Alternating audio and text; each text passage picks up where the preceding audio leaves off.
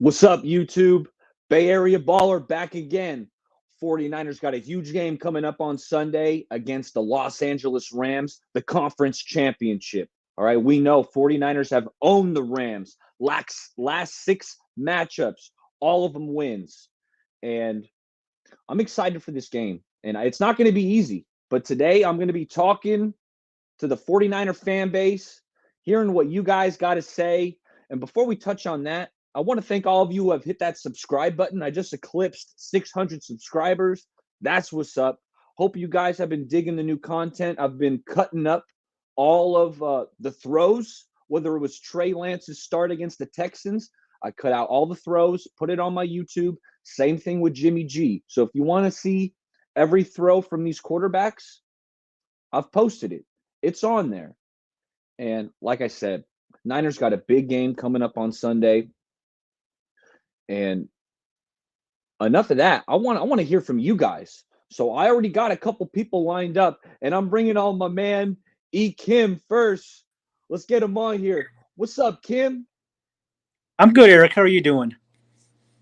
Excellent. I'm excited. What can I say? You know, the 49ers, we're in the NFC Championship. We're playing the Rams, right? We've owned the Rams, but something tells me, Kim, this isn't going to be easy. I feel this will be a tough game just because if you're going to want to go to the Super Bowl, you're going to have to go play a really good team and have to knock them out. Absolutely. No, at this point of the season, there's no gimmies. All the four teams remaining, Bucks, Chiefs, Rams, Niners, these are all very talented, well-coached football teams. Yeah, exactly. So my keys to the game are the team has to play a perfect game. They can't have any turnovers.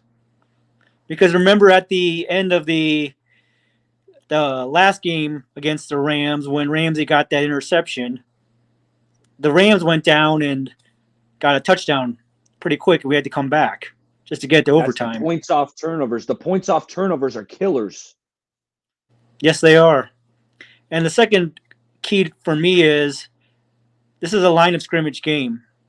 The defensive line of the 49ers needs to get immediate pressure on Matt Stafford because when you hit him and put pressure on him, he's going to make mistakes. And even the great quarterbacks don't want pressure in their face or anyone hitting them. So if we can establish that real early, I think that'll be one of the first keys of the game because I don't think the Rams want to get hit in the mouth as many times as, no one wants to get hit in the mouth, but you know what they say. Everyone has a plan until they take a punch to the face, as Mike Tyson said. No, I love exactly where you're coming from. And your two keys, the first one, no turnovers. That's huge. I want to say we can get away with one. I know where you're going with none, but I feel like one turnover or less is the key to success. So we're right there on that same page. Multiple turnovers would be very troublesome. And what was the second key, Kim? Line of scrimmage, the 49ers defensive line dominating the Rams offensive line starting in the first quarter, that first possession. Absolutely. If possible. When we played the Rams week 18, right? The Rams jumped off to the 17-point lead and McVay celebrating like a pee-wee football coach. That was some pee-wee shit he was doing, running down, hooing and hawing in the end zone. Something my pops used to say, act like you've been there before. All right. It was acting like it was his first game where he ever had a lead. All right. So, but you're absolutely correct. Because when the Rams jumped out to that lead, we weren't getting to them enough. All right. And that second half, when the defense really got going and shut it down, is when Arden Key, Nick Bosa, Ebukam, and Eric Armstead. I cannot forget to mention Eric Armstead. He's been absolutely balling out these last 4 or 5 weeks. And Kim, that might be the biggest adjustment we've made all season was shifting Armstead from D end to the interior. And it's paid off huge. He's been balling out of control. Yeah, I think this defensive core is better than the 2019 version because I don't think they were getting as many sacks. And when you're getting at least one sack, 3 to 5 a game, that's going to set the tone real quick on how you're going to play the rest of the game. Hey, Kim, who do you think, or is it a Bosa game? What pass rusher do you expect to have a couple sacks, really get after Stafford? Who do you think that's going to be on Sunday? I think the person I think it might be is somebody playing opposite of Andrew Whitworth because he's not a spring chicken tackle anymore. He's had a great, very long career, and hey, we can never take, playing till you're 40 at left tackle is never a bad thing. But if if they could find a way to get like, I could see Omenahu getting 2 tackles because he's got that length and he's got that speed. Because to me, usually in these kind of games, it's the ones that aren't usually superstars that usually find ways of playing better than what we expect. I got a guy for you, Kim, right along those lines. It's a defensive lineman who I've always been fond of, and he's been flashing a little bit here and there. He's not the meat and potatoes guy. It's Kevin Gibbons. I really like Kevin Gibbons, and he's been close to blowing some shit up in the backfield multiple times.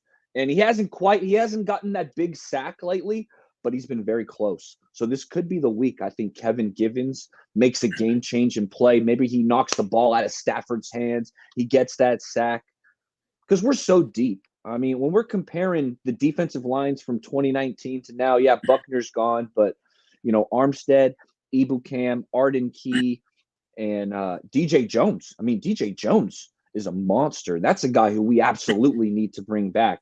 But don't sleep on a guy like Kevin Gibbons. And Contavious Street is a solid rusher, but absolutely, we need to get after Stafford. You got a third key? What are you thinking, Kim?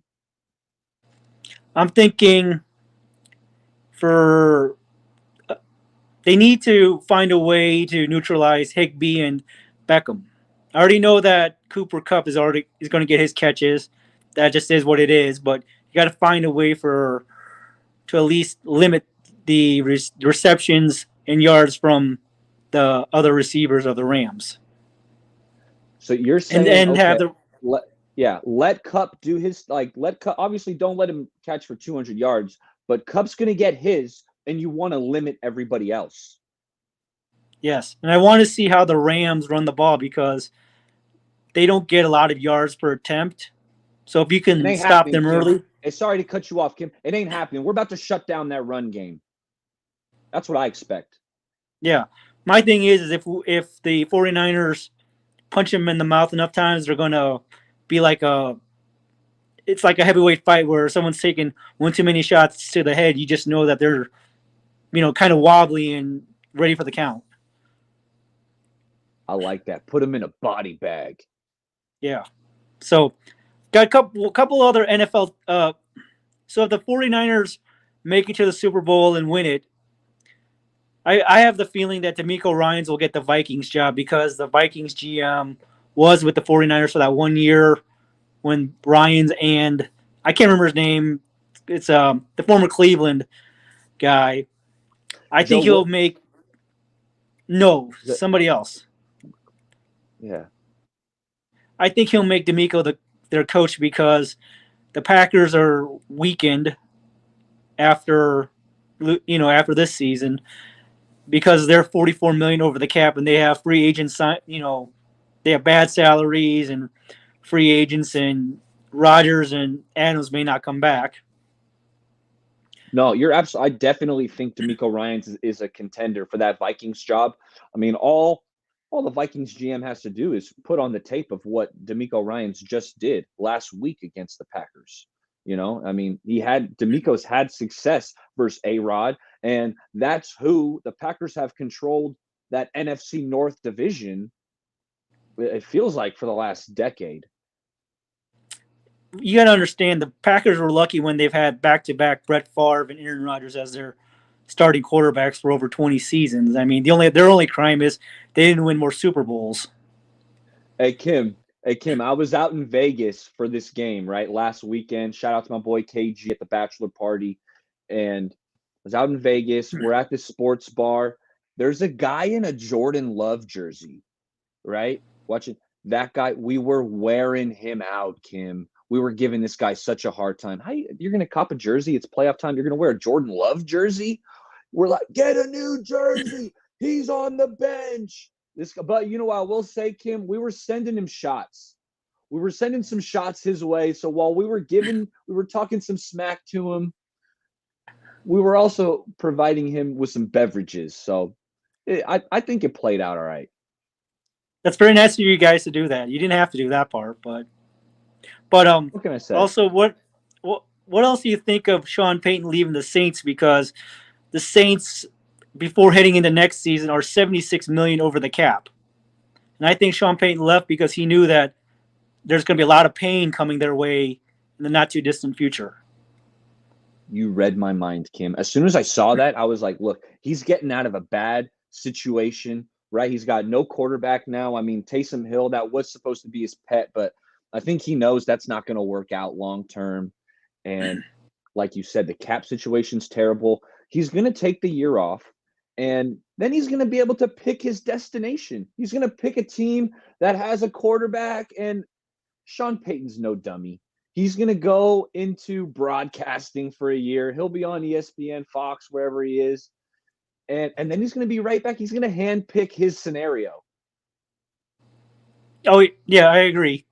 So, to me, next season I see the 49ers in the NFC as one of the teams to beat because Seattle's going to be down. I don't think Russell Wilson wants to stay in Seattle. And Arizona will be competitive, but Cliff Kingsbury is going to hold them back. Yeah. And Brady, we don't know what's going on with Brady. The Saints, I mean, the Saints are no longer the Saints if Sean Payton's there. Drew Brees is not there. The Saints, their dynasty's over. So I see where you're coming. Niners are going to be contenders next year, probably with the Rams again. Rams will probably be pretty good next year too. Yeah, but I see, to me, I don't know if being top heavy with the talent and not having enough depth will, can maintain for the long run. Because what if if Aaron Donald gets hurt, not that any of us want any players to get hurt, but who do you have as, the possible fill-in for a few games in case if that ever happens? You're right. You're right on cue there, Kim. And I'm excited. Do you have any last thoughts? I know we went over the keys, but who on the Niners, who are you looking towards? Let's say besides Debo, offensively, who do you think's going to produce? This is someone who I don't expect normally to produce. I'll say Jimmy. I think he'll play a pretty clean game. And hopefully, And my score prediction will be 28-24 49ers. Hey, I love it. If Jimmy produces, we're winning the game. So I hope you are absolutely correct on that, Kim. And I appreciate you calling in. We had a blast when we met up and watched that Chargers-Chiefs game. That was a hell of a game. I had a hell of a time. Kim, thanks for calling in. One last point. I think the Bengals will upset the Chiefs. And we'll have one of those classic Bengal 49er Super Bowls because to me, I think Joe Burrow is going to be a top 5 quarterback next season. And I don't know why. Burrow's big time. Joe Burrow's big time. Go ahead. I think if I'm Aaron Rodgers, why am I going to go to an AFC conference team? Because I have a whole bunch of quarterbacks they're going to try and stop me from getting back to a Super Bowl. See, I got the flip end of that, Kim. I'm thinking the Chiefs win. I think the spread's at 7.5. I'm taking the Chiefs. I think they're going to win by like double digits. I'm thinking like a 10-point win for the Chiefs. But we'll see. Yeah. Any given Sunday. Hey, if we play the Chiefs in the Super Bowl, one of the two teams is going to win. So hopefully that could be the 49ers, hopefully. Hey, Kim, thanks for calling in. I'll talk to you soon, all right? Yep. Later, Eric. All right. That's my man, Kim. Love that guy. Next up, I got my boy Ryan. And after Ryan, I got no one backstage. So if you want to call in, now's a great time to hop in. Yo, my man Ryan, what's poppin'? What up, bro? Hey, Ryan, we just killed the show on your channel. Why don't you tell the audience what you guys are doing? I know you and Waruna just started one up, and you guys are doing it big. And I love I love the name of the channel, by the way. Tell these folks. So it came to us by somebody you might know. His name is Eric. He goes by the name of Bay Area Baller. We were wrecked border sports because we were trying to figure out a way to, break down borders and whatnot. And then when you said no border sports, because we could just, no BS. Yeah, it just made sense. There's no borders. You don't even have to wreck them because they're not even there. You know what I mean? So yeah. Hashtag no BS. So we like, talk about sports. We don't talk about politics. We don't talk about religion or anything like that. None of that gets in the way. It's just purely sports. Waruna and I like to cover football, rugby, and cricket. The cricket and rugby content is coming shortly. The football, if we can get somebody else, who's passionate about things and wants to, do other things, we might, expand other things. So, we're just trying to bring about good there's content. no borders. There's no borders. Yeah. You guys can cover anything the hell you want. Do what we want. We just want people to be able to talk. We're looking for interaction. You know what I mean? We're looking for interaction. We want to have people in on things. We're going to be having call-in shows here in a second, trying to get my whole setup. Like, I kind of got things looking official, but I got to get my computer running. I got a camera too I'm trying to get. So, well, I've got the camera. I'm just trying to get it all put together with the computer and get it running. So we'll be doing pretty good here pretty soon. Yeah, no, I like it. Your setup's looking good. I like the red light in the background. Hey, Ryan, when we're talking offense, right? Debo, we know he's weapon number one. Yeah. Who do you think's going to be, other than Debo, who's going to step up? Is this going to be a Kittle game? Is it Eli Mitchell? Jawan? Who's going to have a big game against the Rams, other than Debo? Well, I think you obviously got to think that Elijah Mitchell is going to play a big part in things. He's definitely going to be a focus. You know what I mean? If things don't go well, obviously Kyle's going to try something else. But I have a feeling that Ayuk is going to have a hell of a game. I think he's been kind of quiet lately, right? He's been kind of quiet. We're thinking he's going to burst out. I like that. It's an Ayuk game. Okay. But also think, Jawan Jennings has been getting the call so much lately. You know what I'm saying? Like on third downs, on third down. Hey, Jawan, for being 6'5", he's got that hezzy, right? He's got that wiggle to him where he can get that separation on third down versus man coverage. Yes. It's not about about how fast you are. It's about how you do it and in the moment that you do it. Gronk can get wide open. That guy is slow as shit. How can Gronk? Sometimes I'm like, how can Gronk get wide open? Because he's slow and lumbersome. You know how? He just does the right moves at the right time. You know what I mean? He gets you going and makes a move and a look a certain way, and it makes you think, oh, something, and then he's making his move the other way. It's not about speed. Speed is nice. No, don't get me wrong. There's fast people that can't get open. It's because they don't understand about the timing and the move. You got to have the move. You got to have the setup, and then you got to have the right timing. Yeah. No, absolutely. Yeah, it's about the wiggle, the route running, the physicality, right? Gronk's a vet, so he knows how to kind of use his forearm a little bit, just a little forearm nudge to get that separation. Boom. But you can't call it because it's just a nudge. So it's just a crafty veteran moves. But I like where you're going, Jawan. And let's flip it to defense, Ryan. Defensively, we know Bosa's the man. Armstead's been balling out of control the last 3 or 4 weeks. We need him to keep it up. Who do you think's going to make a play on defense? This could be an Aziz Shire, interception game, maybe a 2-picker because he's got the talent to pick him twice in a game. And Stafford will throw a couple. I feel that either Willis or Key are going to have like a 2-sack game. I think it's going to be one of them other guys other than Bosa or, Armstead who's going to have a 2-sack game. I don't think it's going to be DJ Jones. He causes too much havoc, and he's going to cause too much of a double team when he's in there because man is quick as grease lightning. and he is extremely big and strong. Like, you know how they used Trent Williams in that play last week? Like, Yeah, they could they use put him in DJ motion. Jones. They could use DJ Jones in that same type of play. They could put DJ Jones at fullback. You think so? Imagine It it's would 4th be, and 1. You think someone's tackling DJ Jones 4th? wait, does he have hands? Imagine a wheel route out of the backfield. What are the use check specials? I'm with you. I'm with you. No, don't do it. But still, no. 4th and 1, yeah. Give it to him up the middle. Yeah. It doesn't No, matter. yeah, we're just playing around. But man, Ryan, what else you thinking? You got any other thoughts on this game?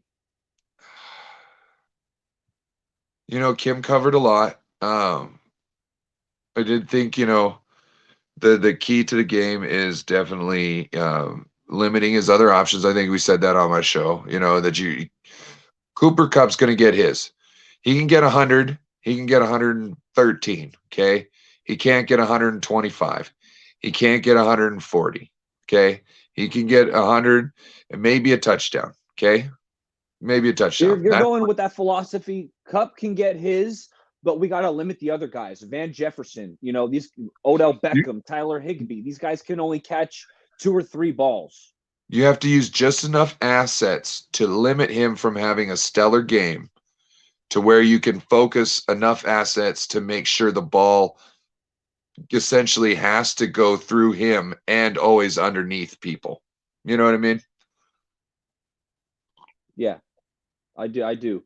And Because Ryan, you can't let him, one spot I the think top. we can exploit the Rams is in the run game, really with the counters. You know how we've been running that toss, right? See, that's the thing with McDaniel and Kyle Shanahan. This run game is so diverse, right? Usually when teams run a toss play, it's a toss to the outside to get to the edge, right? But we've incorporated this toss. It's like a counter. It's like a counter, Ryan, where we're tossing it and it's a cutback or we're going up the gut. So our run game is so diverse, and that's really where our bread is buttered.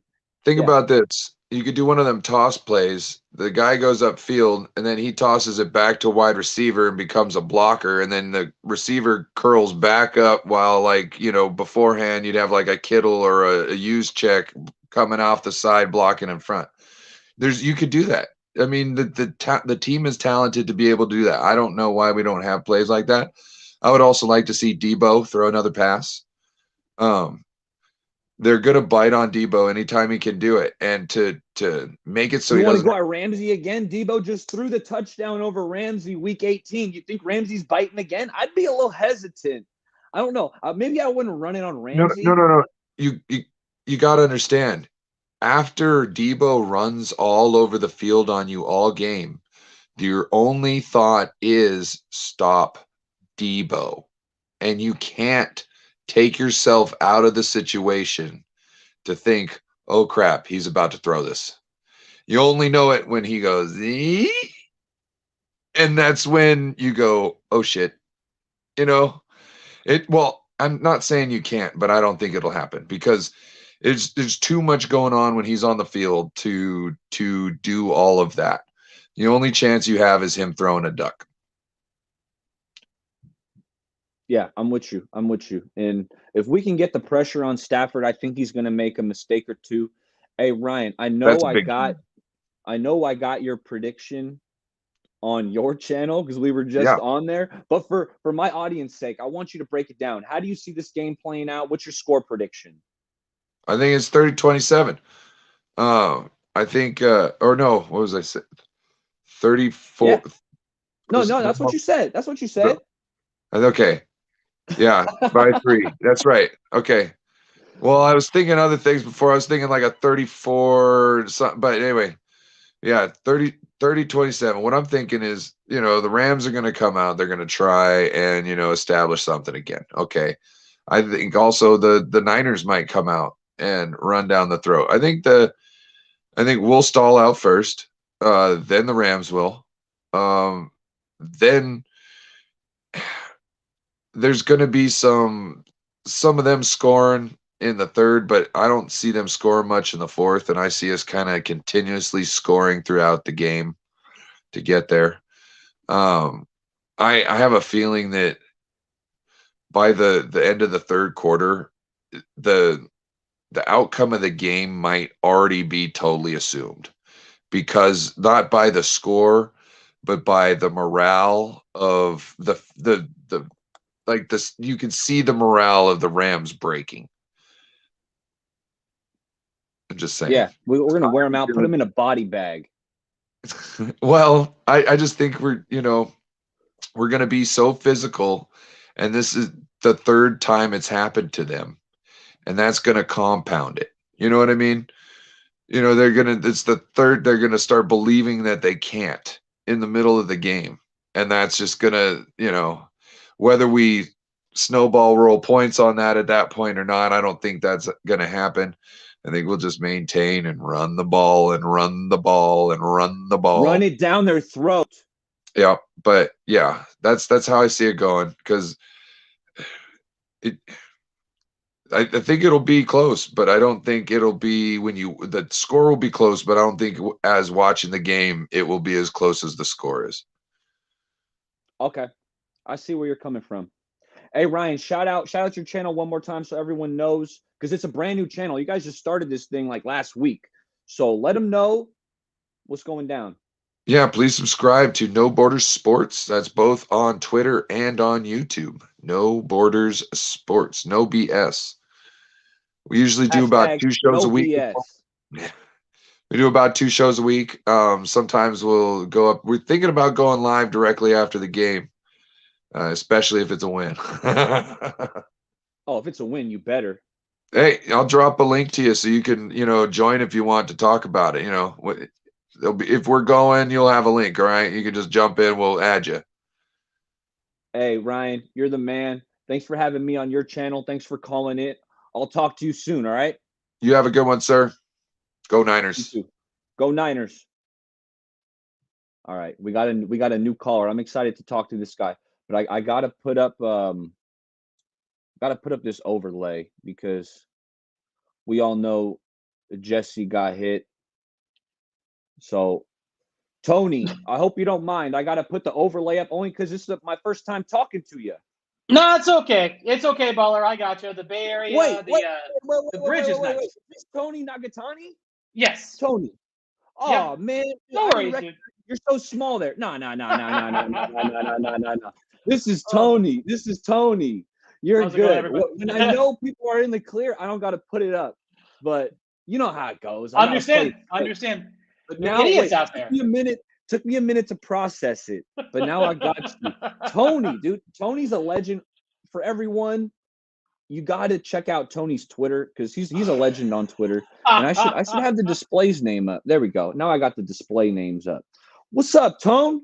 Let's see here. I'm all right, man. Just super duper excited for this weekend and just so excited for the way the Niners came on strong, got hot late, and ended up winning out the 8 of the last 10 games. They ended up winning out, and now we're on this tremendous win streak. And we got the NFC title game, which looms large against, division rival Los Angeles Rams. Honestly, football doesn't get very much better than this. And you look at the road the 49ers had to hoe to get to the NFC title game. We got at Dallas, at Green Bay, and now at home at SoFi. It's going to be just so wonderful. I'm talking a big game about the 49ers, but the Rams are a great team too. And God, I just want those Niners to win. I think if you look at it top down, we're looking at the 2 most talented rosters in the NFC going up against each other this weekend, which is kind of the way that the NFL should be. And I'm excited. I'm a little worried. I'm not going to go so far as to give a score prediction just because I don't want to get too cocky and jinx anything. I just want those damn Niners to win.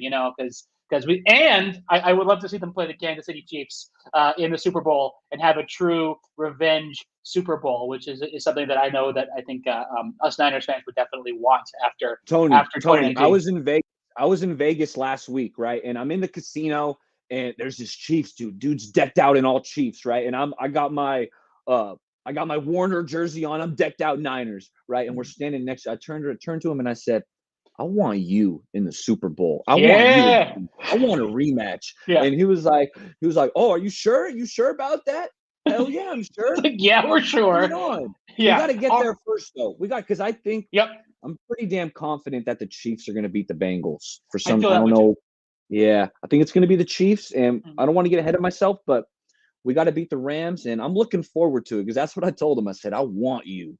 Yeah, 100%. 100%. I mean, let's not talk about the Chiefs just quite yet, but I do want to say the thing that worries me most, I think, like most 49ers fans at this point, is Trent Williams' injury. Now, I know Colton McKivitz, played okay against the Rams in Week 18 when he was starting when Trent Williams wasn't there.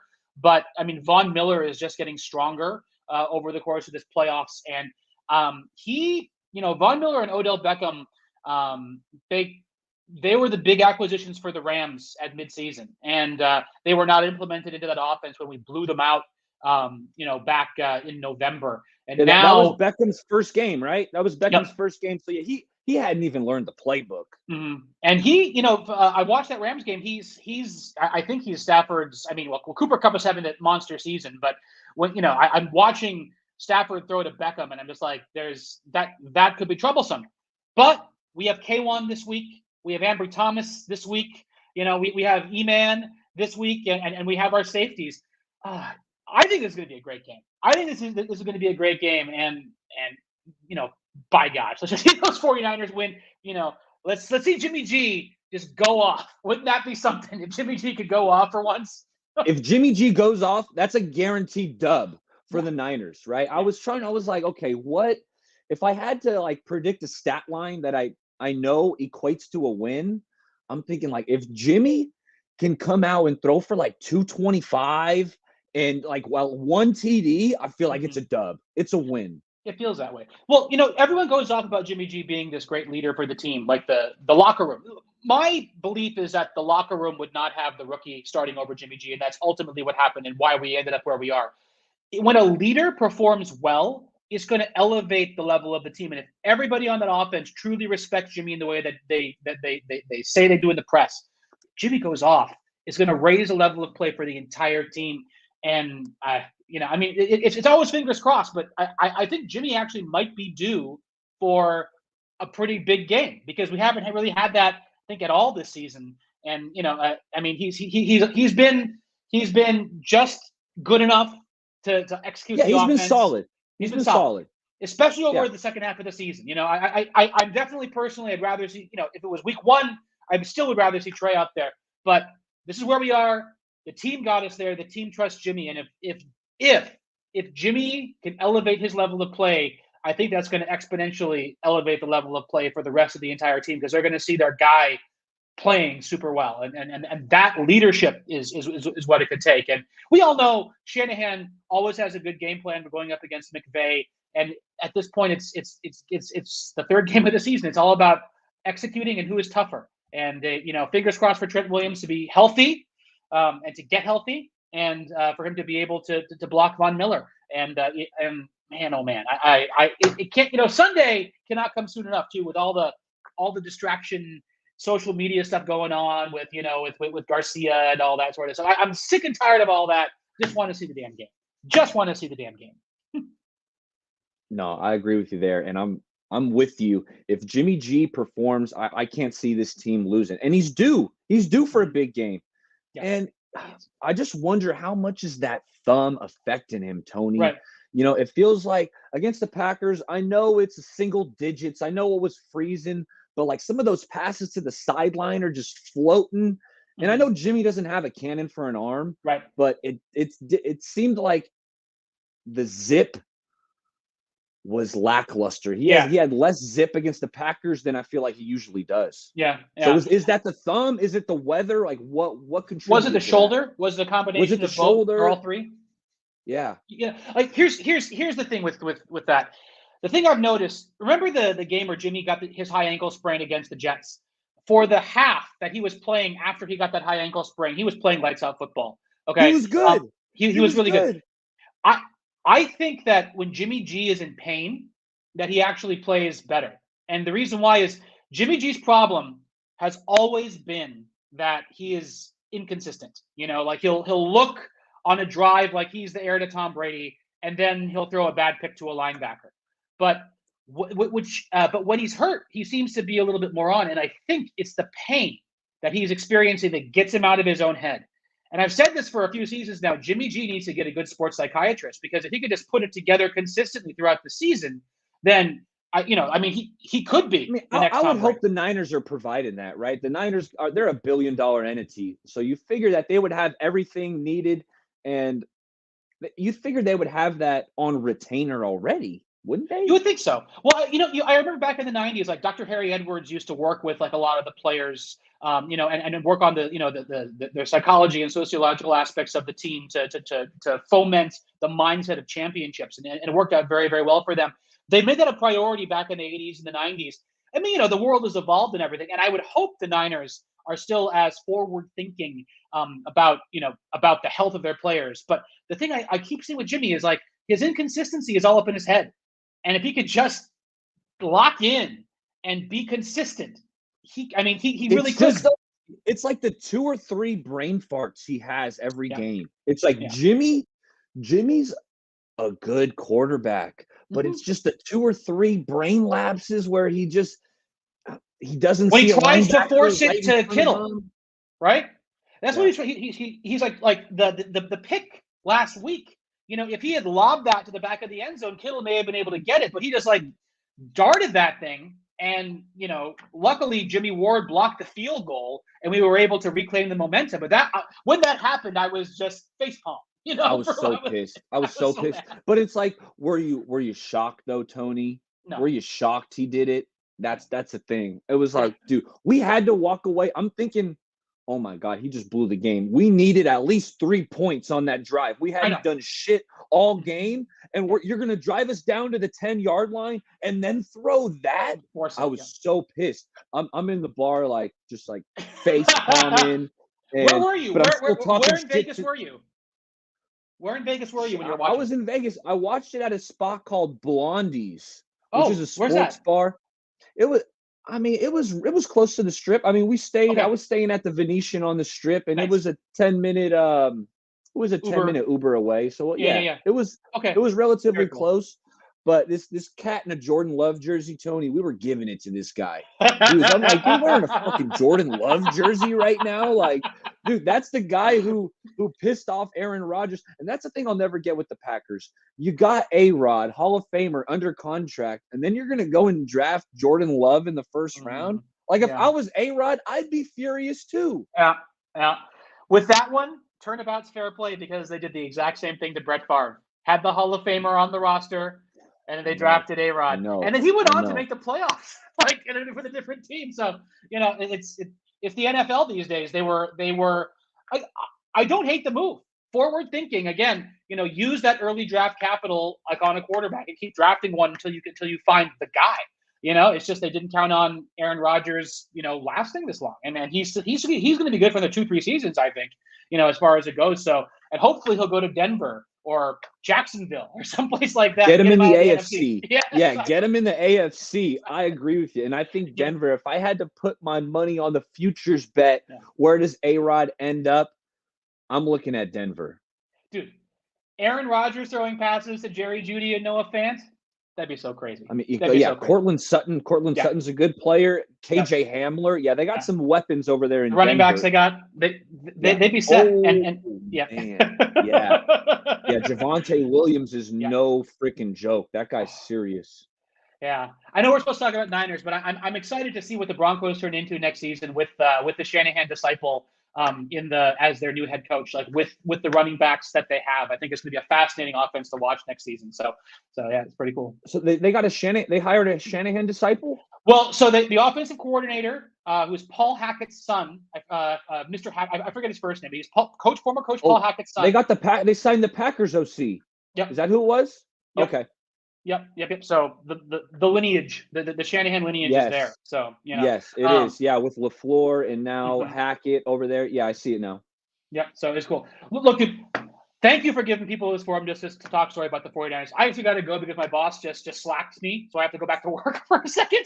But Hey, get on it. Great to talk to Hey, you. Tony, forgive me for not recognizing you immediately. I should have known right off the bat. That's Tony Nagatani, legend. That's me. Hey, That's shout me. out your Twitter, man, because everyone's got to hit up your Twitter. Sure. Well, appreciate that. My Twitter is at Anthony Nagatani, at ANTHONYNAGATANI. So go Niners. Let's get it done this weekend. Hey, you're the man, Tony. Thanks for calling. Oh, yeah. Peace. Oh, just like that. Tony's gone. I got my man E. Kim. No one's backstage. So if somebody wants to call in, now's a good time. But thankfully, my boy E. Kim got my back. What up, Kim? So one other two players I would love to see on the defensive lines, get some more attention, spotlight attention. I like Samson Ebukam to get some more attention because he started to pick it up later on in the season with more pressures and sacks. Yes, he has. And Jordan Willis because he helped make those two plays against the Packers that got us back in the game. Hey, Kim, let me tell you about Jordan Willis, all right? This guy is a freak athlete. If you go and look at his Spark score or his combine numbers for a defensive lineman, they are off the charts. I remember, again, this is Madden, but Madden, it was like his speed was crazy for a D end. His strength was crazy for a D end. He's got this crazy size and speed combination that was so enticing. When we traded for him, we got peanuts. I think we got him from the Jets last year for peanuts, right? And I was pumped up because I had heard this guy. I knew in Madden he had those stats. And let me tell you something. They're playing out, Kim. Not only did he block the punt, but he also assisted Jimmy Ward on the field goal block. So I'm so happy for Jordan Willis because, you start your career with the lowly Jets, I believe, and, then you come. It's funny how a change of scenery really does so much for these guys. I'm switching sports here, but like Andrew Wiggins on the Warriors, right? He started his career up in Minnesota. And he was a good player, but he wasn't the number one option. He wasn't the 1B that the Timberwolves needed him to be. But you come over to the Golden State Warriors, you got Curry, you got Clay, you got this system, and you got a culture of winning and just good coaching. So it's like when players get in the right situation, they flourish. And that's where Willis is at in my eyes. Yeah. So, definitely hasn't hurt him coming over to the 49ers. And also, Amenahu, I could see him stepping up also. Oh, Menahu, he's been stepping up big time these last few weeks. He's tough. He's big. He's physical. Yeah, absolutely. Oh, Menahu, that was a huge pickup. Another under the radar guy. We got him for peanuts. So John Lynch, I've been critical of Lynch a little bit over the years. Like when we took Kinlaw, Kim, I was lower on Kinlaw, and it was in part because I loved DJ Jones so much. I'm like, man, we went round 1 on a D tackle, but we got DJ Jones. Armstead plays in there, and hopefully Kinlaw. He has a lot of potential. We know he's out for the year, but he's a big physical, strong guy. So hopefully that plays out. So I've given Lynch. I've gotten on Lynch over the last couple of years, but he has pressed the right buttons, getting Omenahu, getting Jordan Willis. He's doing some good stuff. Yeah, John Lynch, outside of the talking a little too much, he's done some good work.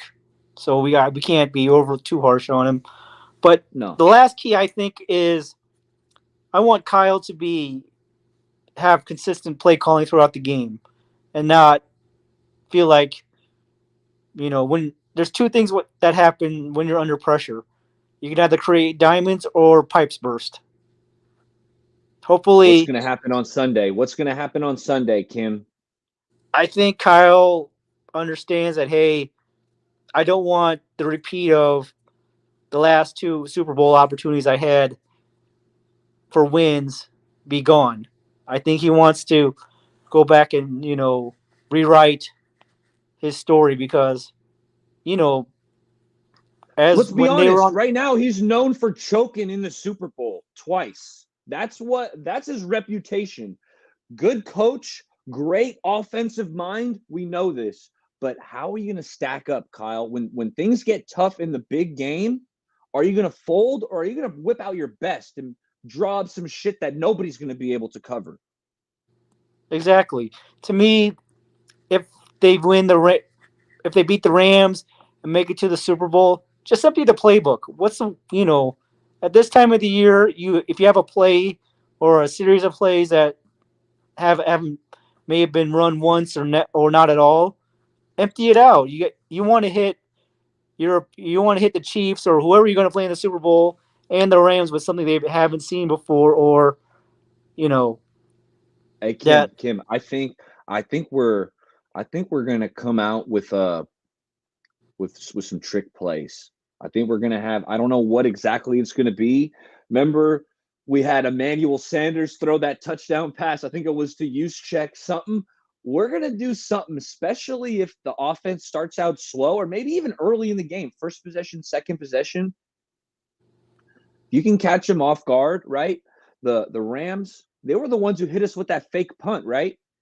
On Josh yeah, Norman. I think that was the Rams. Was that yep, the Rams? Who hit us with yep. the fake punt? No, Cowboys. Cowboys. Thank you. That as soon as I said that, I was like, no, I don't think it was the Rams. The Cowboys hit us with that fake punt.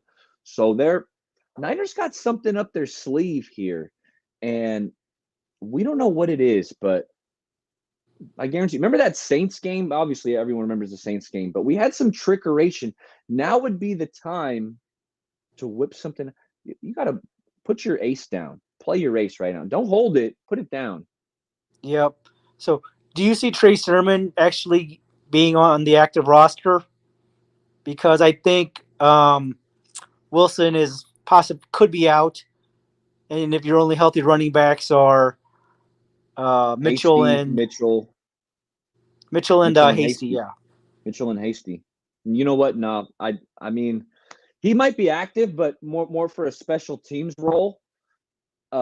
It showed me when Eli Mitchell was out, Kim, the first running back that was in the game was Kyle Juszczyk.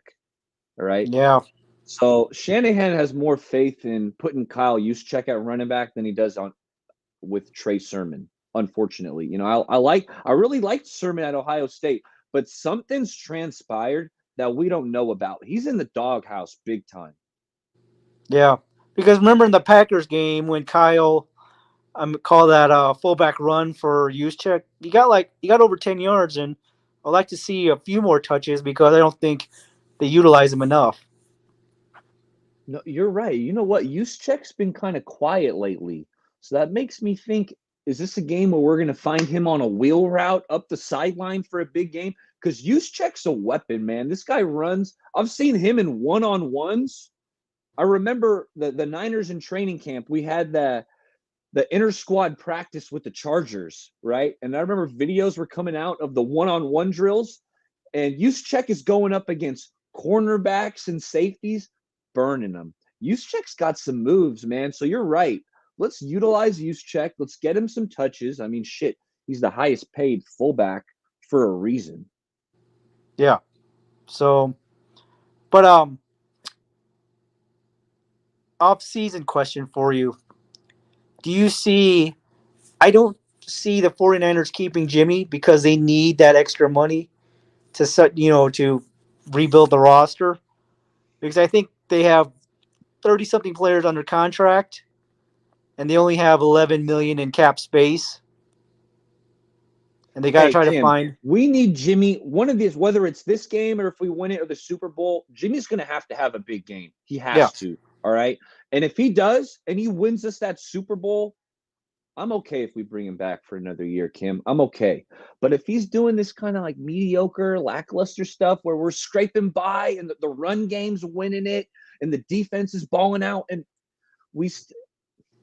really, I'm with you though, Kim. I'm with you though, Kim. I think we move on from Jimmy G after this year. But if he wins us a Super Bowl, and especially if he has a big performance, whether it's in the NFC Championship or in the Super Bowl, then hey, you do whatever the hell you want. We got a Super Bowl. Because, Kim, I was 4 years old the last time this team won a Super Bowl. All right. I haven't been able to celebrate it. 2012, we lost to the Ravens. We know about the loss to the Kansas City Chiefs. So it's like I've witnessed 2 Super Bowl losses, but I'm ready to celebrate. I want to go hit up the parade. I'm the Bay Area baller. All right. So I want a Super Bowl and I want to be able to celebrate because I was too damn young for the last one. I completely understand you. So I don't think I saw videos of that parade in 90 when they won that Super Bowl in 95. And to me, those memories are, kind of becoming more and more distant. But I do see this. To me, I can see a team, maybe in the other teams, becoming more desperate for a starting quarterback in the offseason because you think Pittsburgh wants to go forward with Haskins or Rudolph? Do you see Cleveland? Kim, let me input it in there. I've kind of stuck with the opinion of Jimmy G has no trade value. I was banging that hammer all last off season, right? And I mean, I feel like it proved to be correct because the 49ers kept him. I don't know what the market was. It doesn't get out. We don't know if they were offered a second-round pick, third-round pick. I know we've heard maybe the Patriots had some interest before they drafted Mac Jones. But it's like Jimmy's decent, right? But he's getting paid $30 million a year. So at $30 million a year, I don't think he has no trade value. But what I could see is if a team wants to trade for Jimmy, then they would extend him for a cap hit, but not at $30 million a year, right? So when they extend him, maybe they can reduce that to like 20, maybe he gets like 3 years, 60 mil. So it's more like 20 mil a year because 30 feels high for him. To be honest, I'm still going to stick with it because I was pounding that fucking hammer so hard last offseason. Jimmy has no trade value because he was injury prone and he's mediocre. He throws these interceptions. He doesn't have the arm strength to throw downfield. He can't throw outside the numbers, but he's still solid, right? I'm not hating on him too much. I like Jimmy, but I just don't think he's worth 30 mil. So I'm not going to move off that. I don't think he has trade value. Or if it is, it's minimal and he needs to be extended by the new team. That's where it would be. I think in the upcoming draft, I don't feel that there are many young quarterback prospects, that's going to be drafted in the first 2 rounds. So I could see a team, weighing their options and saying, hey, let's just say we're going to bring Jimmy for those 2 or 3 seasons. We extend him and have him be a bridge in case because if some team doesn't get Kenny Pickett or someone like that, I can easily see a team saying, hey, I don't think we have any better options and we need to at least You're take right. our chances. The quarterback class in this draft being weak enhances Jimmy's value. If it is there, that certainly helps because teams might be looking at it and it's not that appealing. Matt Corral, I kind of like me some Matt Corral. The kid out of Liberty's got the tools, right? He's got the cannon. Malik Willis, he's got a cannon for an arm. He's athletic. So they're appealing, but it's not like last year's draft class. Last year's draft class, I said it was going to go down as a generational quarterback class. With the Trevor Lawrence and Zach Wilson. Most people know I have an affinity for Zach Wilson and Trey Lance. Mac Jones, I was higher on than most. Justin Fields. So I thought that was a generational quarterback class last year, and that doesn't exist this year. So that will enhance Jimmy G's value. Agreed. And I see at least 6 to 7 teams that are starting quarterback needy. Because, the Panthers, they're not going to go ahead with Sam Darnold. That was a stupid trade when they did that. When they traded for Darnold, I was like, are you guys fucking serious? Have you watched this guy play? Yes. And Tampa with Tom Brady potentially retiring. Do you really trust Kyle Trask to fill in? Do you trust? And hey, Grant Cohn does. Grant this is true. Turn over the keys to Trask and my boy Jesse. Shout out Jesse, Last Second Sports. He's a big Trask guy too. I was lower on Trask than those two for sure. Yeah, how about Washington doesn't have a quarterback? Pittsburgh No, doesn't have a yeah, we don't quarterback. know what the hell's going on with Fitzpatrick. Heineke's like a gritty little backup. Like if Heineke's your backup, that's solid. But yeah, you're right. We know, yeah, Denver and the Saints. I mean, are they committed to Jameis or there's a lot of teams that could be eyeing a quarterback. You're right, Kim. There's two other teams I see needing quarterbacks. Tennessee, because I don't trust Tannehill. Yeah, you know what? I like Tannehill. I don't think with Derrick Henry, Tannehill is serviceable. Yeah, I disagree with you on that one. I kind of like me some Tannehill. Okay. How about Cleveland? Because I don't see them wanting to give Baker Mayfield. I don't know if they gave him the 5th year. I don't believe they did. I think he's got one more year on his deal, though. I think he's still under contract.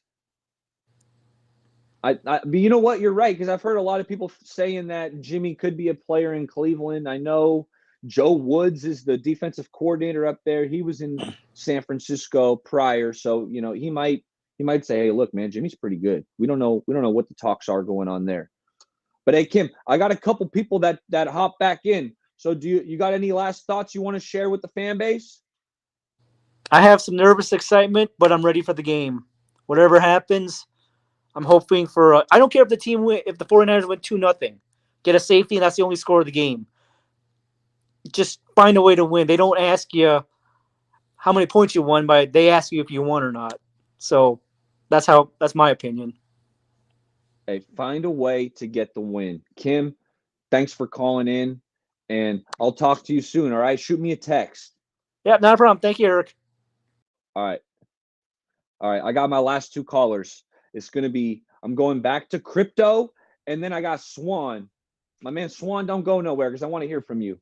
Hey, crypto, what are you thinking? You had a few minutes to process some last-minute thoughts.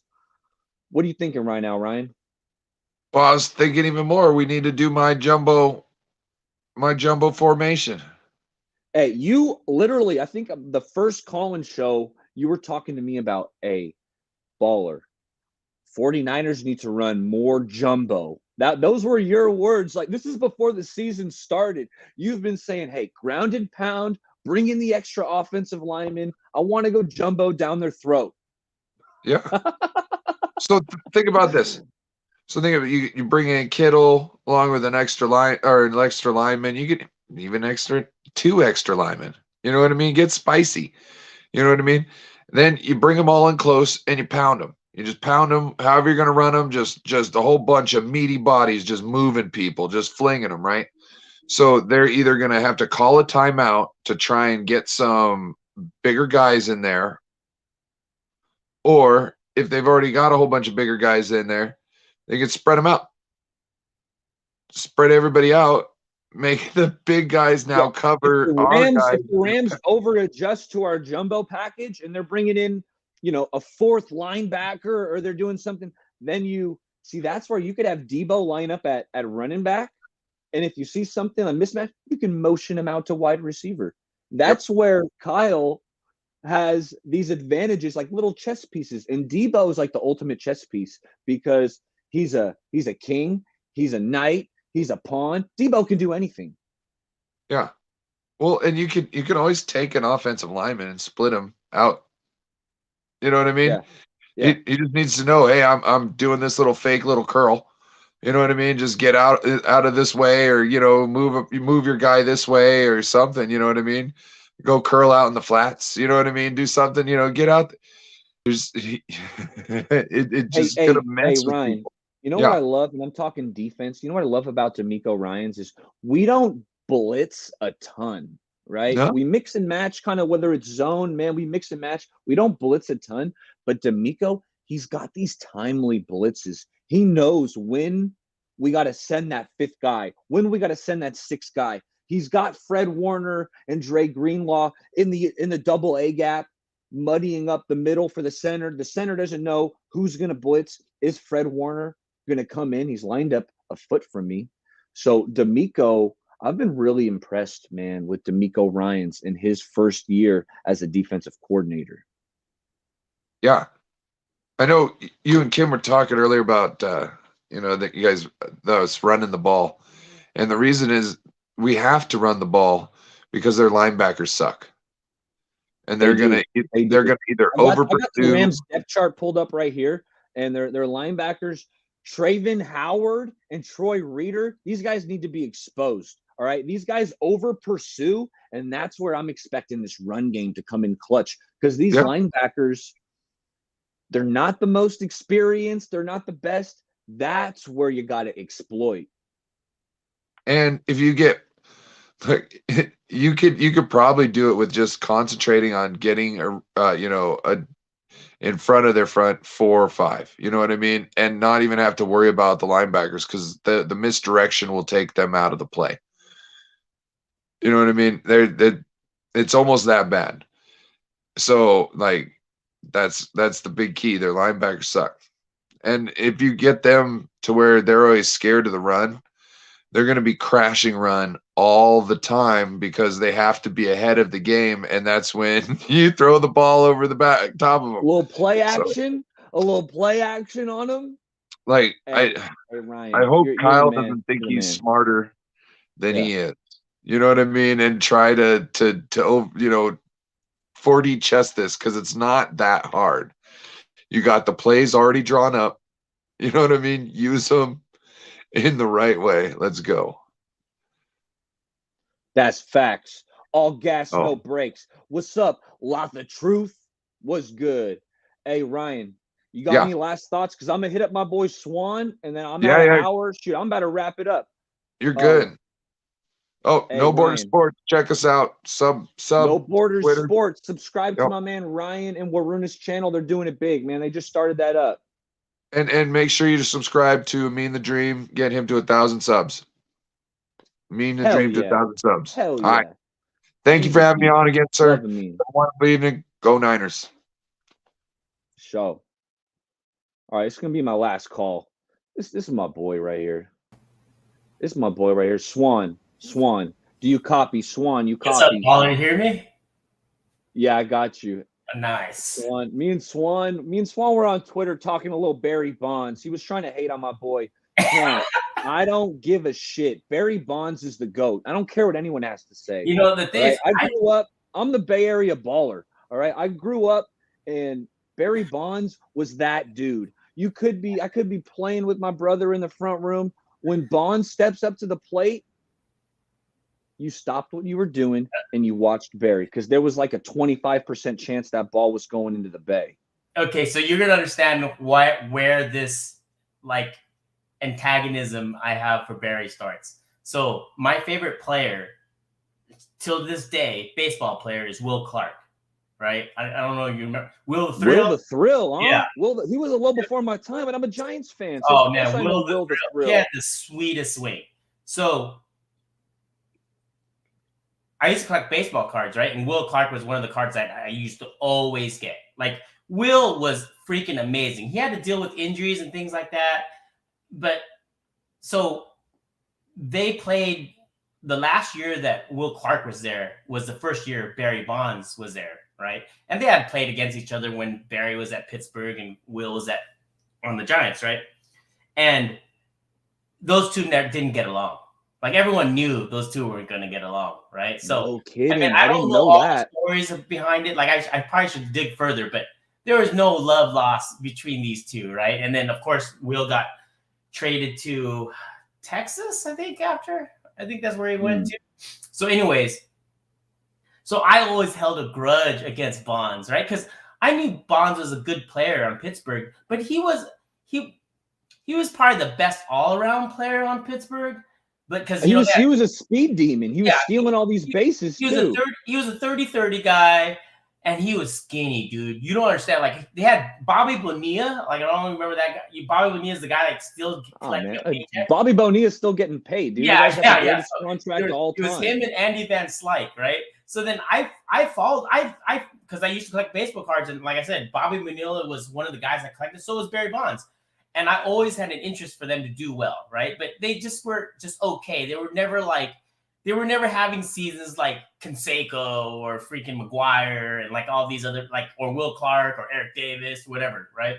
And so when he came to the Giants, Barry Bonds, I was like, oh man, dude, this is not cool. And then I hear things that, like those two are not getting along. And of course they're going to favor Barry because Will's, his performance was dropping off. So you kind of, he was getting old. Yeah, he was getting older, so because I think he was probably still like 29, but Will wasn't like the guy that's like the fittest or anything like that. You can tell like he just played. It was ball. a different era. Yeah, it was a different era. They didn't have the same. Yeah, they didn't have the same discipline as players nowadays do, right? Yeah. Whether it's the working out and the eating and all that shit. It was a different era. So when it came down to it, so I always had that, right? So then I just buried that, and all of a sudden, because like I said, the first 7, 8, 9 years that I knew of Barry Bonds, he was always like a 30-run home run guy, 20-something. He gets on the Giants, he does the same thing, 35, 34,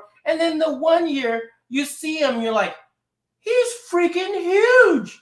Like, oh my God, he's freaking huge, right? So, hey, you know what, Swan? But let me tell you, man, because you know what, Barry's sitting there, right? And he's watching Sammy Sosa and he's watching Mark McGwire hit all these bombs, right? Getting all this attention. And correct me if I'm wrong, but steroids were not even illegal in baseball at that point.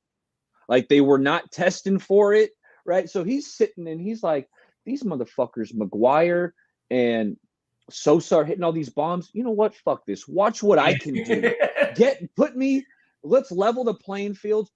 I'm a juice up too. I'm speaking for Barry, and watch what happens. And we did. He was the greatest player that ever lived. Yeah, Greg Maddux saying, I watched the interview of Greg Maddux, and Greg Maddux was like, Bonds was the easiest player to pitch to because you just walked him. Yeah, they walked him with the bases loaded. I used to go to some of those Dodger games, right? Because I was a Giants fan. And like I said, I was begrudgingly a Giants fan at that time because I lost my favorite player is gone. I don't like Bonds, but I was still a Giants fan, right? So we'd go to because I live in LA, right? So we'd go to the Dodger games with my friends who are Dodgers, right? And they had the most respect for Barry. Like they hate him, but they have respect for him. And my friend Mike, he was like telling me, dude, he messaged me the other day. He's like, when the thing where he didn't get indicted to the Hall of Fame, right? Or inducted to the Hall of Fame. Bullshit. And then Mike was like, dude, Barry's the GOAT. I go, he cheated. Right. So anyways, we went through all that, which I always do with him every time I see him. But he's a Dodger fan and he's backing up Barry. That's what's crazy. Because those two rivalries make Rams and Niners look like nothing. Like the Giants and Dodgers rivalry is nuts. Like people die. Hey, I went to it might have been the only road game I've ever seen of the Giants was in LA. Some of my buddies, actually, some of the same guys I was just in Vegas with. This had to be 10 years ago. They're like, look, we're going to Dodger Stadium and we're watching the Giants. And this was right after we had won the 2 World Series and we're going down there. And again, yeah, I guess me and my buddies talk a little bit too much. We almost got in a brawl. Yeah, down there. It was a bit sketchy there for a minute at Dodger Stadium. They're nuts, man, because it's all of like downtown LA. All those guys are Dodger fans, and you think about it like this: the reason why it makes sense how their fans are so rabid is because, dude, I mean, at least even when the rivalry started back in say in the 80s, right? I mean, I know it's before that, but let's say the height of it, right? It was relatively cheap to go to a baseball game. Like you literally could go to a baseball game at $5. Baseball was the most reasonable price sport out there. Yeah, it's like anyone could go and you could bring your family. Like I can't if I wanted to go to a football game, I can't bring my wife and my kids. I mean, I could, but shit, I'm already spending $1,000. Yeah, more than that probably. And then baseball games are kind of getting ridiculous now too. I mean, way cheaper than football, obviously, but it's still like back then. If you compare it to like minimum wage of what like things that you can get, I always base that. I always base it relative to minimum wage, and back then, so you had all these rabid Dodger fans right there, and especially because LA is, of course, it's widely Hispanic, right? So when Fernando Valenzuela won Rookie of the Year in 1981 or something like that, whatever year he won it, like it was crazy. It was Fernando mania, and then at that point, it was like, I mean, if you look, even the years when Dodgers had bad years, they would still sell out 3 or 4 million seats every year. Every year it sell, even when they were bad, because there was a stretch where they weren't very good. There's a stretch there they weren't very good, but so like the thing is, I appreciate Barry in that I get it that he is, whether it's roids or not, was one of the most amazing players that in this era, right, that we watched, right? But at the same time, I don't think it's fair, right, that he cheated. Now, I'm open to it. Like, if they let everyone in and they said, you know what, we're just gonna let I'll tell you, I mean, they just let Poppy in, and Poppy was busted for roids. So that's where it's like, yeah. So that's what's lame. And that's the problem. That's lame. So it's like but at the same time, it's like, hey, if they're gonna let one guy in, sure, let all of them in. But then you have to then consider, you got to bring in Canseco too. Everyone hates Canseco, but there's players that are already in that did roids too. That's the thing. There's players that are already in just because they weren't as great as Barry, and they didn't get the eyeballs and the microscope, right? There's players in the Hall. Did Jeff Bagwell get in? Jeff Bagwell's juicing the fuck out of it, dude. Bagwell got in. Come on, man. Oh man, I don't know. Don't quote me on that. But it's like, there's people that are in that were juicing. Yeah. That whole 50% of the players from that era were juicing. Yeah, and see, that's another thing. That's why I have even more mad respect for Will Clark, because he didn't juice, and no way he's gonna get into the Hall. But I mean, he doesn't have really the numbers to back it up, but he's not gonna get in, right? And then I don't think Griffey juiced. Ken Griffey Jr. Yeah, my man Itchy. Me and Itchy have been together. He thinks Griffey ballooned up. I mean, I don't know. I like to give guys the benefit of the doubt. Griffey looked like he ballooned up in the stomach, though, like Tony Gwynn style. You know what I mean? Like, that's a difference. Well, like, he had all those injuries, man. Yeah. When he went to Cincy, he got hit with the injury bug. Like, it felt like every year. So at that point, it's probably hard to keep your conditioning up. Right. But what I'm saying is that he didn't, like, if you looked at Griffey when he got bigger, it was bigger in the belly, not, you know what I mean? It was like, if you remember Tony Gwynn, like the singles hitter back. Tony Gwynn could be 400 pounds and he's still going to hit 300. Yeah, exactly. But yeah, so, I don't hate on Barry, but at the same time, it's like, if whatever the Hall decides they're going to do, if they should just let all those guys in and then just put an asterisk or put steroid era or something, whatever, do that. I mean, they got some of his memorabilia in the Hall, right? I'm sure they got, the 73rd home run, and they got some of his so he's represented in the Hall of Fame in some capacity. And actually, Swan, I heard there's a chance Bonds can still get in, because there's like what is it? It's like it's a group of people that vote every like 3 years. It's like it's a committee. It's a certain committee that could vote him in. It's like he's going to need 8 out of 12 votes from this committee, so he still has a shot. Was this last year of his last chance? It was his last year of eligibility for like the normal ballot, but from what I understand, there's still a chance a committee could vote him in. Okay, I see. So we'll see. Hey, Swan, wait, I got to shout out my boy Payo Time, because Payo Time, he's a Rams YouTuber. Check out Payo Time. I did a trivia show on his channel, and I won it. I may have lost the first round, but I won the second round. That's the one I remember. So shout out Payo Time. Listen, he's got a question. Swan, help me tackle this question. If everyone on the Niners completed a 5-mile obstacle course that involves running, climbing, swimming, and mind testing challenges, who would win? Payo, this is some deep shit. I got to read this again. I got this one. Okay, hold on. Okay, Swan, you already got it. It takes me a minute to process it. This is some deep shit. If everyone on the Niners completed a 5-mile obstacle course that involves running, climbing, swimming, and mind testing challenges, who would win? Okay, hold on. Give me 5 seconds to think. Okay. Okay, you go first, Swan. Who you got? Okay, I got two people, and I would say it's either Debo and Trey Lance. Right? We know because if you remember the aptitude test that they were giving out like during the draft when they were talking about like the aptitude of all the quarterbacks, he had like gone off the charts on some of these tests, right?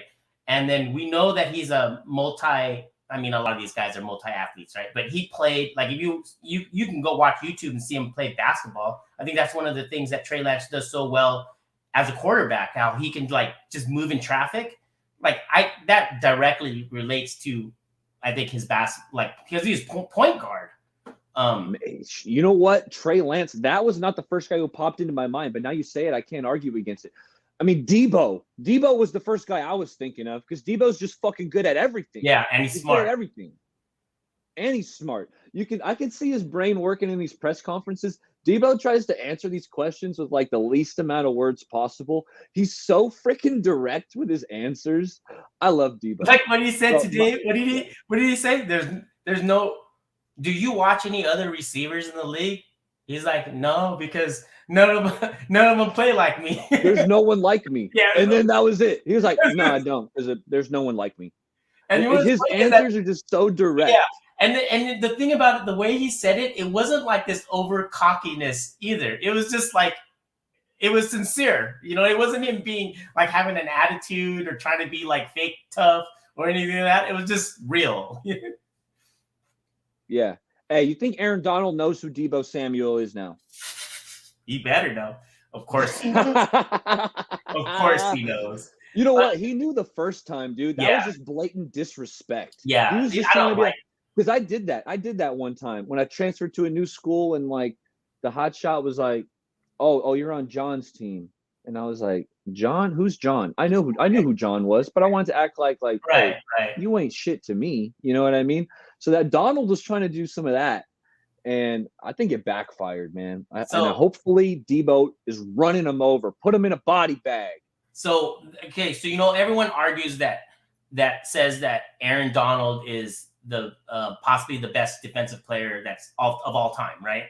Like that's definitely of this generation. I mean, he's up there. Aaron Donald's a damn good player. I would argue as far as even the same position is Reggie White. And my argument is this. Reggie White was just as good as pressure, right? But Reggie White was a big man, dude. He could clog the run. You can't say that about that's Aaron Donald's one thing that we've exposed, right?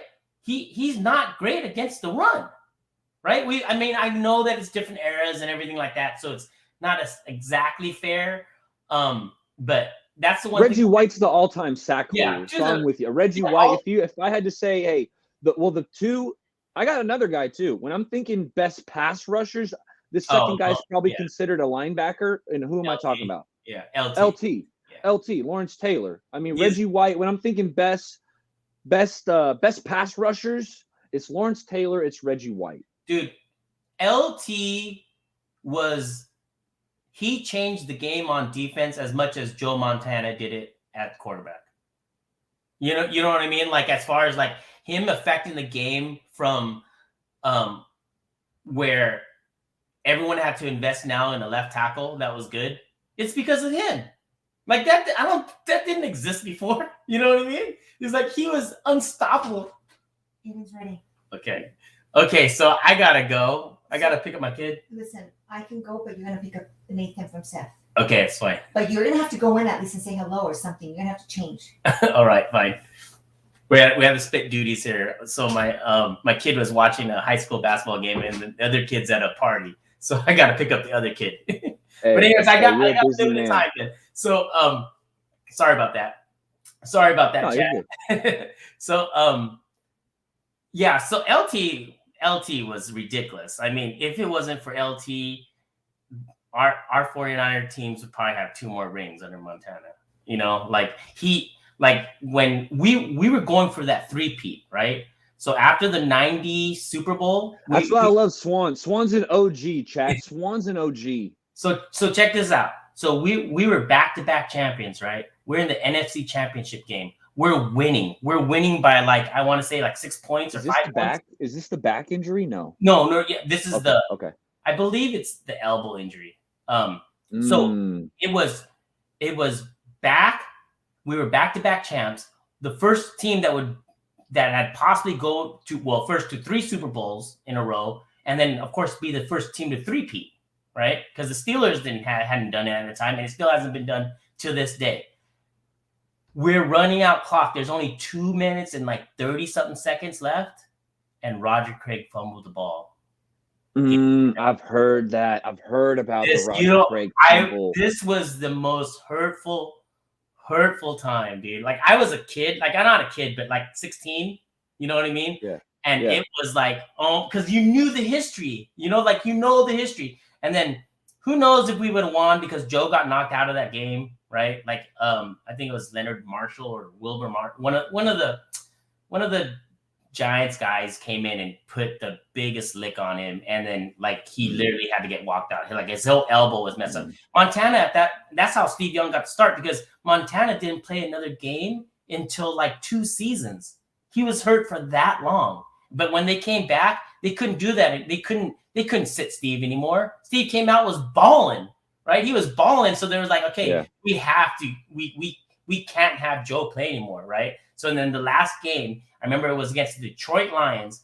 Barry Sanders was in that game. Joe, I think it was a Monday night game, and Montana goes in. Everyone's like, everyone knows he's gone, right? Everyone knows that he's going to be gone, right? And man, because even at that point I was conflicted. Like I love Steve Young, but he didn't still bring us the ring. And this is Joe Montana. This is like my hero. You know what I mean? It's like, I still wanted it, but I didn't, when you're a kid, you're like, why are they getting rid of him, man? And then of course he wins that game, right? And then he goes to KC and, takes them to a championship, an AFC championship game, and then they lost. But yeah, so the thing is, well, how did we even get to this point? You know what? When we were talking about LT and we were talking about the Giants, right. But when I think Giants 49ers, you know what game I think of, Swan? Yes. Oh, I know what you're talking about. Yes. Kyle Williams. Kyle fucking Williams, dude. Damn, that guy, dude. If I see that guy, dude, I got some words for him, man. How are you going to touch the ball, the punt? Like, okay, the first one, you dropped it. Okay, you screwed up. But then the second one, the punt's bouncing, and then you touch it, and then you try to act like, oh, no, I didn't touch it. Yeah, I know, dude. Touch the ball, dude. Go get it. Oh. My God. It was, and they, like, what was, we were loaded that year, too, dude. Our team was so loaded. I got to charge my laptop.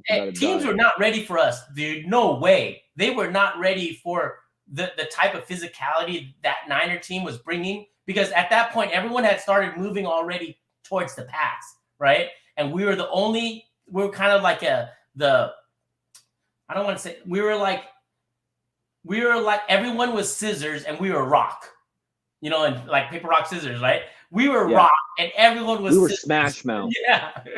So that sucked. I remember I was at my my wife's sister's house watching that game. Yeah. And I was at my boy's house. It's funny how the big games, like you remember where you were.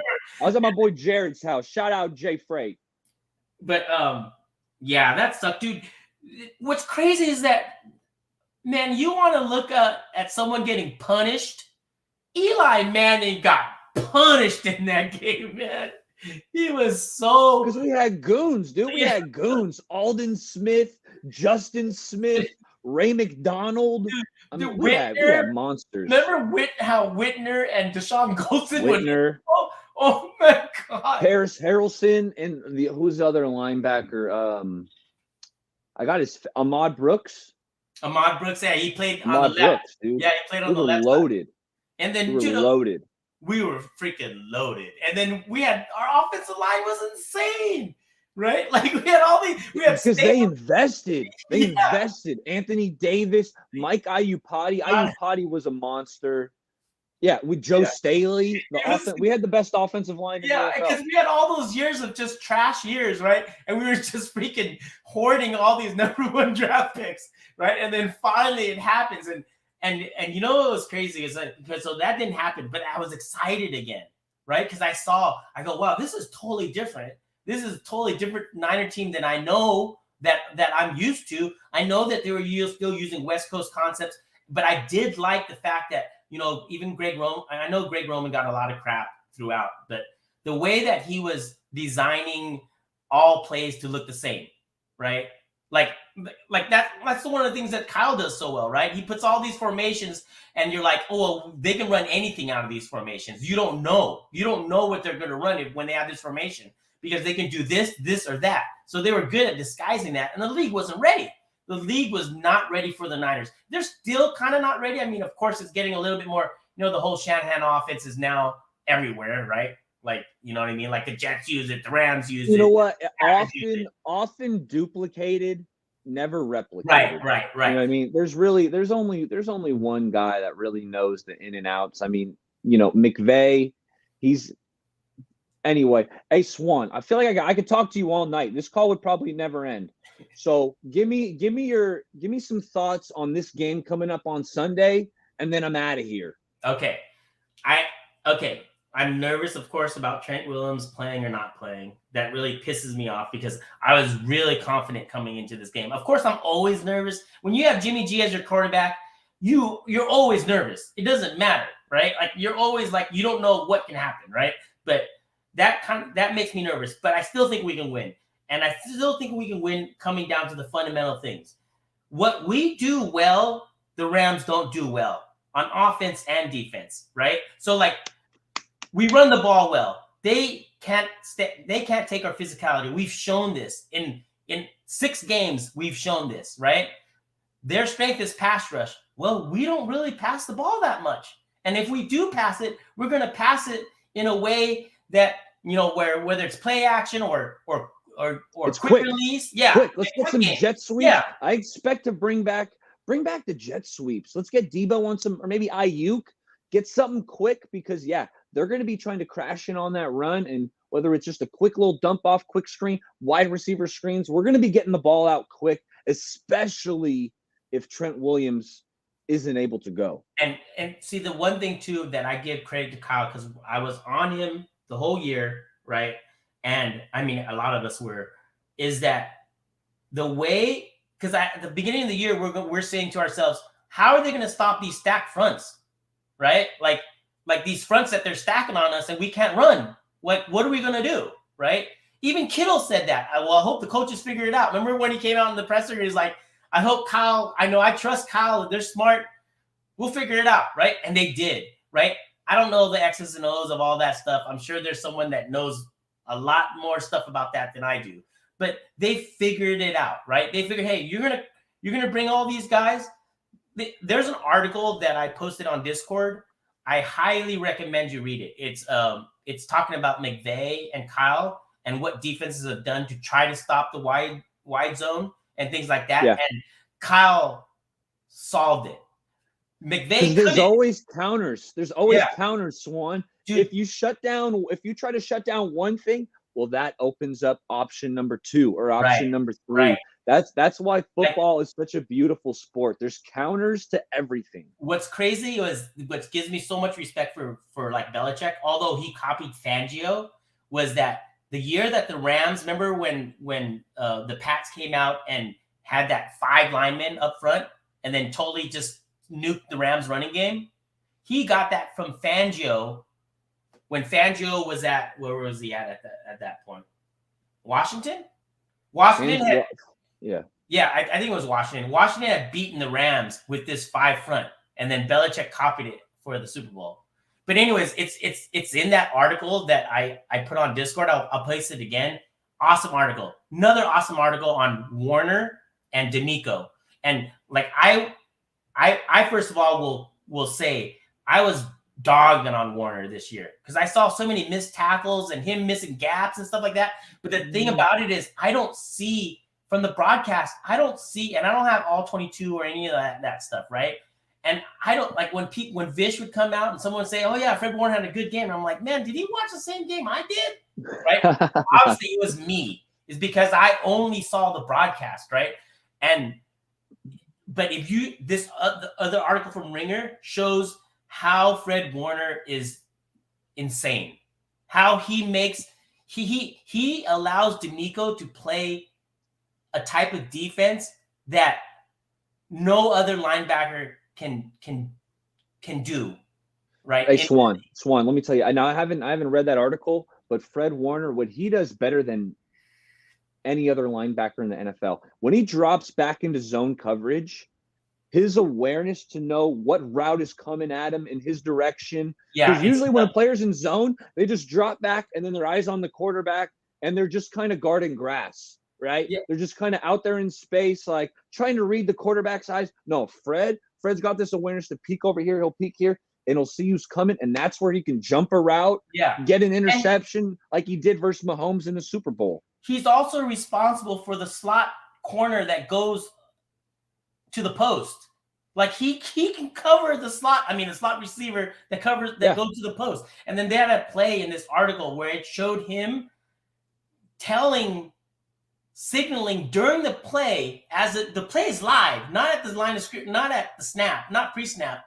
During the play, he is freaking signaling Greenlaw to do a certain thing, and Greenlaw does it like once, like so instantly. Like it is the way that back end plays. They play so smart and disciplined. Sure, we had problems at corners because of the talent we had. That was just, we had Mosley was out all year. We brought Greg Norman off the street, and then we were developing Lenore and Ambry, right? So of course they're going to take their lumps, right? But how this defense has changed, like as those two things solidified, there is no more gaping holes on this defense. Sure, we'll get beat by plays. It's an NFL. Everyone gets beat. And I don't care who you are. Yeah. Everyone gets beat. Look at Ramsey. He got freaking burned last week off Evans. On that bomb to Evans, everyone gets beat. Yeah. So the fact that this defense really doesn't have any glaring holes, right? Like, I mean, of course, we still have holes, but we don't have good glaring holes. No. Our D-line is sick. Our linebackers are sick. Our safeties are phenomenal with Jimmy Ward and Tart. Maybe the cornerback, if you wanted to nitpick, I like E-Man. And Ambry Thomas is back. Ambry Thomas is back this week. He's been playing well, but he's a rookie. Still rookie. But I know what you mean. Our defense is stout. Yeah, and when it comes down to it, so the Rams offensive linemen, they're pretty much in the game 100% of the time, right? They take all the snaps. It's not like they rotate all offensive linemen, unless you get hurt. They're in the whole game, right?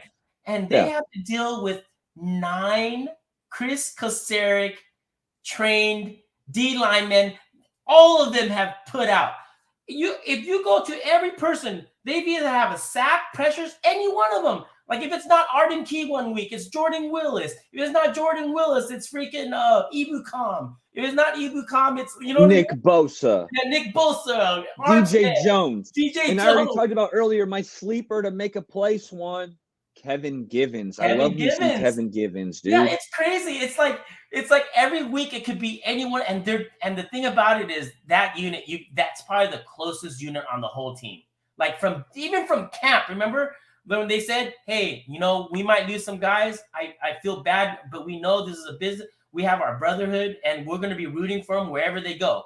And we didn't lose anyone. They kept everyone, right? I don't think we lost one D lineman, right? Because we were thinking, oh, is it going to be Street or Gibbons that they're going to let go? Is it going to be this or this? Yeah, it was Kerry Hyder. I think Kerry Hyder was the only guy who got away, but he didn't do shit for the Seahawks this year. Right. Yeah. Right. Yeah.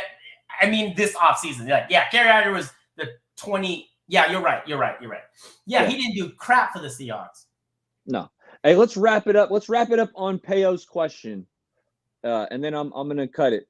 Sounds good. What player on the Niners outside of Jimmy concerns you the most to make a mistake in Sunday's game? And then he says for the Rams, it's Rap. But so what player are you nervous might make a mistake on Sunday? Let me go first. We'll get you next. because for me, it kind of popped into my mind. It's Tom Compton. And I know Pro Football Focus loves Tom Compton, but it seems like 2 or 3 times a game he gets beat instantly by a pass rusher. And is it going to be Von Miller? Who's it going to be? Especially if Trent Williams out. So I'm looking at Payo. It's the tackles. I'm looking at the offensive tackles saying, hey, don't get beat instantly because I don't want a sack fumble or a sack in a key situation. So that's the one spot that I'm concerned about. Yeah, I think that's the right answer. I'll just give another one just because, right? But I think you're absolutely right. Like that's the 2 spots that we're most exposed, right? If it's McKivitz, if Trent's not playing, it's McKivitz. And if Trent is going to play, I hope he plays that he can play. Like it would suck for him to come out there limping and then Von Miller bull rushing him. And then like, you know what I mean? It's hard to play on one foot, man. Yeah, it's dude, hard to play on one ankle. Yeah, when you're that big of a man too, and that's his the leverage foot, right? Like the foot, the plant foot, right? His right foot. But since I think this D is still solid, the only thing that I could see being, and it's not really, wouldn't be really his fault because, like I said, all DBs get burned.